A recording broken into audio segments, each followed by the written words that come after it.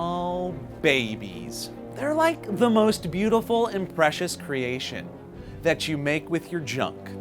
And their delivery is the most terrifying thing that you're ever gonna experience. It's messy, there's screaming, but don't worry, because we're gonna teach you all you need to know to bring that little bundle of joy into this world. Get your stork pants on. This is Epic How To!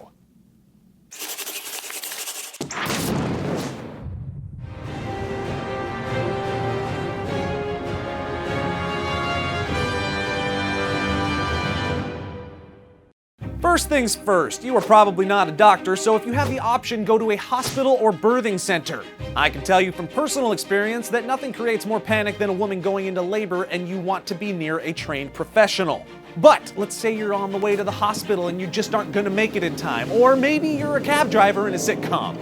Either way, here's what you're gonna need to know if the baby tries to go whoop right in your lap when you're by yourself. First, it can be really difficult to tell when a pregnant woman is actually going into labor. One clear sign is the release of amniotic fluid. You've probably heard the phrase, "her water broke." Well, that's actually the amniotic fluid that surrounds and protects the baby leaking out when the amniotic sac breaks. This can happen hours before labor actually begins, and if a woman's water breaks and she doesn't go into labor within 12 hours, she needs to go to the hospital to induce labor as the baby could be at risk of infection. The next step is contractions. As a woman enters labor, her uterus starts squeezing down hard and her cervix dilates to prepare to let the baby out. You might ask, Joe, how do I know if a cervix is dilated? Well, if you aren't trained to look, you probably won't, so just skip this step. The only way you're going to be able to tell is if the head of the baby is crowning or actually coming out of the woman, at which point it's pretty obvious the mother is in labor, actually really far into labor. It's coming. Now, it's common for women to suffer fake contractions before actually going into labor. This is essentially her uterus practicing for the big day, and it can fool a lot of women into thinking that they're actually about to have the baby. So how do you tell the difference? If the contractions are less than 10 minutes apart, that probably means she's entered labor. Once they're 3 to 5 minutes apart, it means you're getting real close. And less than 2 minutes apart means you're about to be holding a baby. Get ready to catch a human. Now, you need to thoroughly wash your hands and have plenty of clean towels and sheets available because there will be amniotic fluid, blood, and, wait for it, yes, poop. You see, the pressure of pushing a baby out causes most mothers to defecate, which isn't as bad as it sounds, man. It's life. It's like science. It happens. Your twin brother's probably a poop. Now get this though, recent research shows that this may actually be a vital part of the birthing process, as the poop delivers beneficial bacteria to the baby, which helps jumpstart their digestive system. Like I said, science! In fact, babies that are delivered via C-section miss out on these probiotics, and it can set their early development back as much as 2 years. So yes, pooping on your baby is a natural part of the process, just only when they're being birthed. Don't ever do it any other time. I told you this would be gross.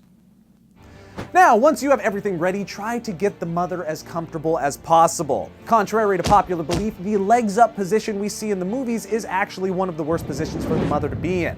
It's really only beneficial for the person delivering the baby to have a good view of what's going on in woohoo land. So, just like when you make the baby, women should find the position that's most comfortable for them.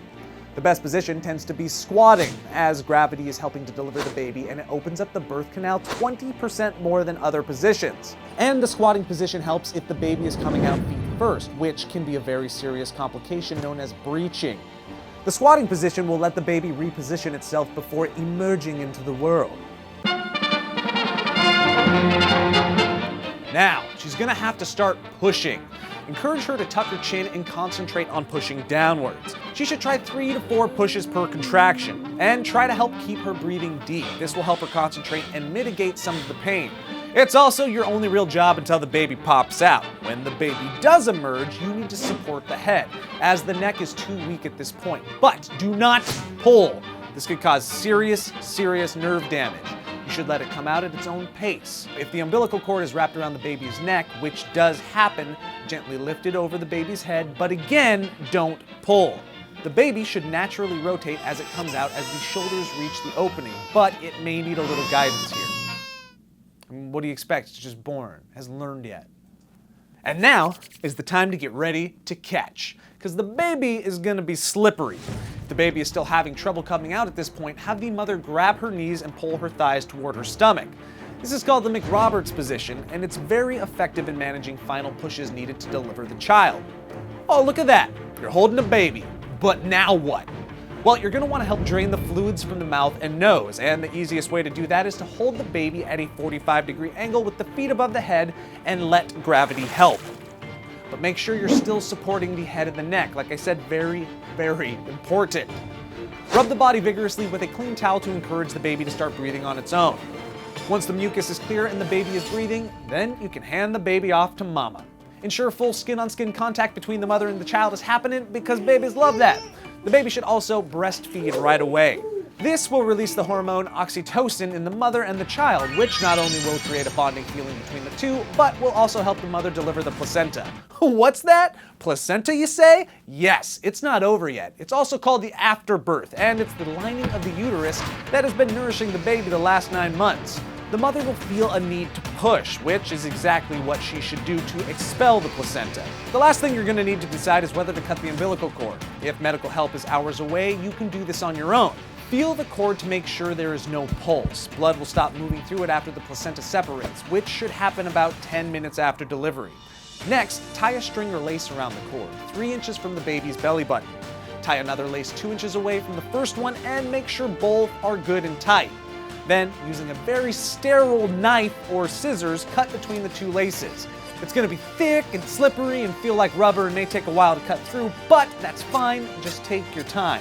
And don't worry about causing the baby pain, there are no nerve endings in the umbilical cord. Fun story, when I cut it, I got sprayed in the face. Life, man. Now, just make sure the baby and the mother are comfortable and get them to a hospital to get checked out as soon as possible, because once again, you're not a doctor.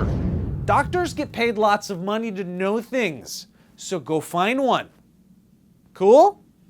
There you go, you did it. You waded through the bloody mess that is bringing a child into this world. It was beautiful, it was precious, but now it's gonna get real hard because the next 18 years are on your shoulders, Dad or Mom. I'm Joe Bereta, and this has been Epic How To. Let us know what topic you guys think we should break down next in the comments below, and don't forget to subscribe.